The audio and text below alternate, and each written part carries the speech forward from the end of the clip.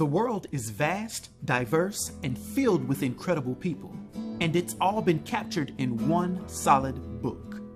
Introducing my new coffee table book, Humanity, A Glimpse of Us, which is a breathtaking collection of portraits that celebrate the unique cultures, faces, and stories of people from every corner of the earth. From the bustling streets of New York to the remote villages of the Pacific Islands, each image tells a story. Every smile, every gaze, every detail is a window into a life, a culture, and a moment in time. And this book isn't just about the amazing images, it's about connection. It's a journey around the world, right from your living room. So with this being my very first foray into authorship, I invite you all to be among the first to own this stunning collection and celebrate the beauty of humanity with me. The world is waiting. Let's explore it together. Hi everybody, I hope you're having a great day. In this video, I'm going to be covering M'Baku, the Man-Ape. He made his first appearance in Avengers, issue number 62, that was released in January of 1969. He also goes by various aliases, such as Magilla or White Gorilla.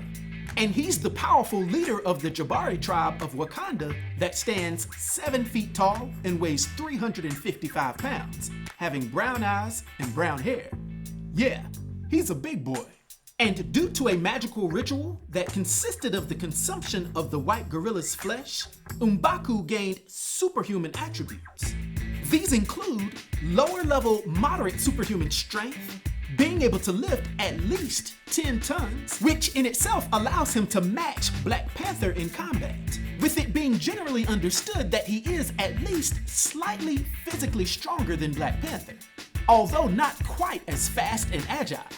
However, he does have low-level superhuman agility and endurance, which does give him superior reflexes and stamina compared to average humans, also being able to exert himself at peak levels for one day without getting tired. He also has at least low-level superhuman durability, which allows him to withstand significantly more physical damage than a normal human. So when you consider these abilities and combine that with his extensive combat training, which, by the way, is noted as being similar to a gorilla, make M'Baku a formidable opponent in battle. Now, traditionally, M'Baku has primarily served as an adversary to the Black Panther.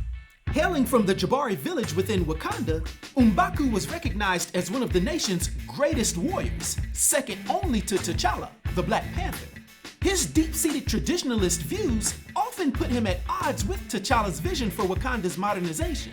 M'Baku believed that the nation's technological advancements were eroding its cultural heritage and sought to return Wakanda to its more primitive roots. Central to M'Baku's ideology was his allegiance to the outlawed White Gorilla cult, a sect that revered the rare white gorillas of Wakanda. And defying the Panther cult's dominance, M'Baku revived this forbidden practice by hunting and killing one of these sacred creatures. He would then bathe in its blood and consume its flesh, a ritual believed to endow him with the gorilla's immense strength. This act not only augmented his physical abilities, but also symbolized his commitment to the cult's beliefs, leading him to adopt the moniker Man-Ape. M'Baku's opposition to T'Challa's rule culminated in a direct challenge for the throne, aiming to revert Wakanda to its traditional ways. And during a fierce confrontation, M'Baku managed to overpower T'Challa and attempted to eliminate him by toppling a giant panther statue on him. However, the plan backfired, and M'Baku was buried under the rubble, presumed to be dead. But surviving this ordeal, he was later revived by his loyal supporter, Ngamo.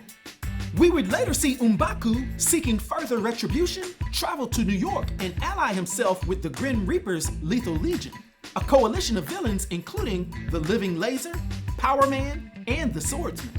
As part of this group, M'Baku kidnapped Monica Line, T'Challa's American girlfriend, to lure the Black Panther into a trap. This scheme led to a confrontation with the Avengers, during which Captain America defeated M'Baku. Consequently, T'Challa decreed that M'Baku would face the death penalty if he ever returned to Wakanda. Now, in the aftermath of his defeat, M'Baku became a mercenary, operating in less civilized regions and taking on various assignments to survive. He was eventually contacted again by the Grim Reaper, who was assembling a new lethal legion to exact revenge upon the Avengers.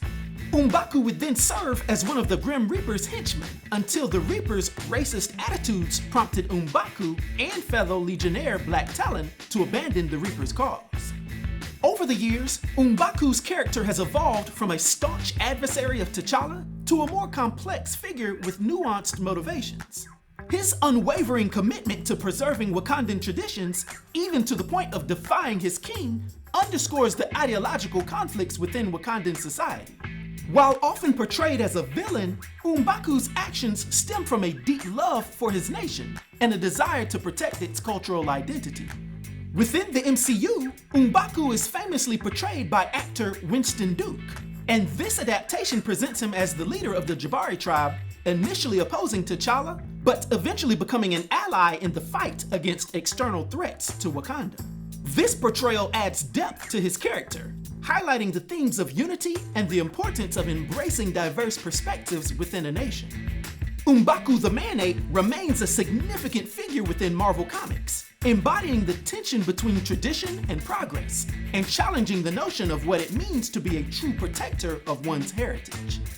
Now, for his powers and abilities, and his influence on the Marvel Universe, for my 1 to 10 rating, I'll give M'Baku the Man-Ape a rating of 5, which is an enigmatic rating.